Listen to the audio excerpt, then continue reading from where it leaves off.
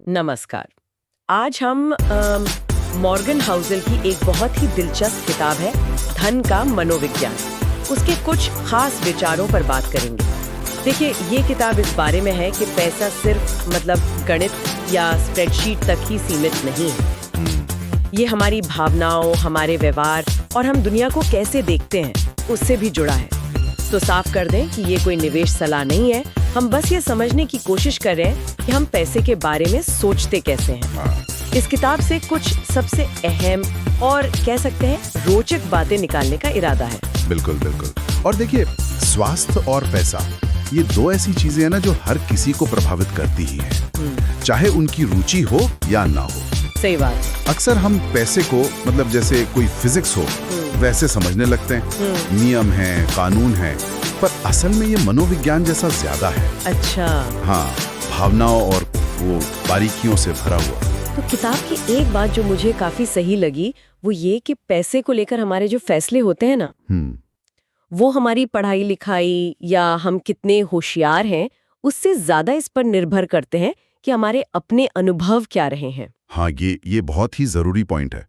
आप सोचिए, जैसे जो लोग बाजार में बड़ी गिरावट के दौर में बड़े हुए, वो शायद स्टॉक्स में पैसा लगाने से ज्यादा हिचकिचाएंगे। हाँ, डरेंगे थोड़ा। बिल्कुल, उन लोगों की तुलना में जिन्होंने हमेशा तेजी ही देखी हो।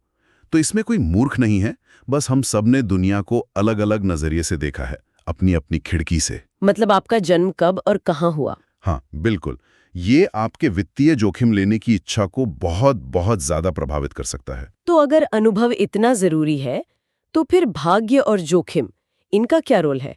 हम अक्सर कामयाबी का सेहरा अपनी मेहनत को देते हैं। हाँ, और अपने फैसलों को। पर शायद भाग्य की भूमिका को हम कम आंकते हैं। जैसे वो बिल गेट्स वाली बात, हाँ, कि वो स्कूल में गए जहां कंप्यूटर था, ये तो किस्मत ही थी, हाँ, है ना? बिल्कुल बिल्कुल। और जोखिम भी उतना ही महत्वपूर्ण है, वो सिक्के का दूसरा पहलू है।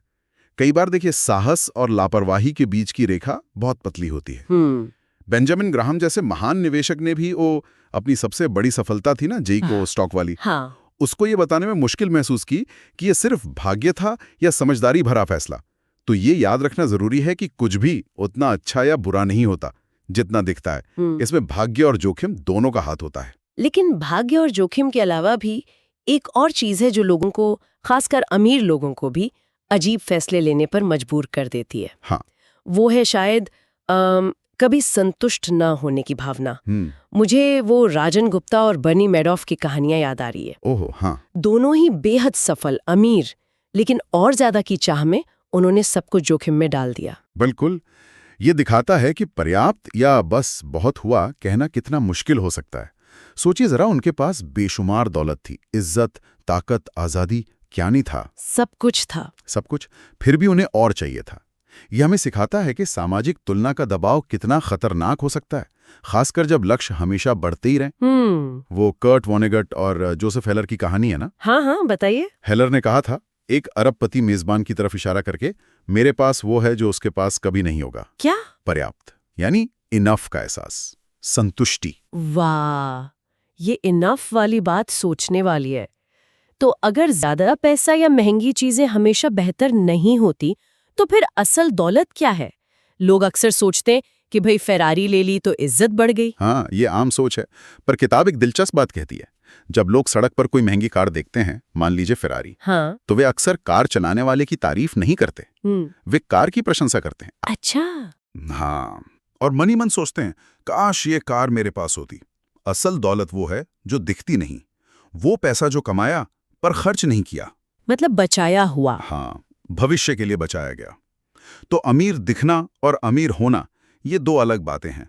सच्ची दौलत तो अक्सर छिपी होती है। शायद विनम्रता और दयालुता आपको हॉर्स पावर से ज्यादा सम्मान दिला दे। ये गहरी बात है। तो इन सारी कहानियों से, इन विचारों से हमने क्या सीखा? निचोड़ क्या है? निचोड़ यही है कि पैसा सिर्फ नंबरों का खेल नहीं है। बिल्कुल। ये इस बारे में ज्यादा है कि हम कैसे व्यवहार करते हैं, हमारे डर क्या हैं, हमारी उम्मीदें क्या हैं, और हम भाग्य और जोखिम को कैसे देखते हैं। हाँ। पैसे के प्रबंधन का सबसे कठिन हिस्सा गणित नहीं, बल्कि खुद का व्यवहार, खुद की भावनाओं को नियंत्रित करना है। सही कहा। शायद सबसे महत्वपूर्ण वित्तीय कौशल्य सीखना है कि कब कहा जाए बस पर्याप्त है। तो इसी विचार के साथ हम अपने श्रोताओं के लिए एक सवाल छोड़ते हैं। क्या आपकी पर्याप्त यानी इनफ की परिभाषा तय है, या वो लगातार दूसरों को देखकर, बाहरी चीजों को देखकर बदलती रहती है? इस पर जरूर सोचिए।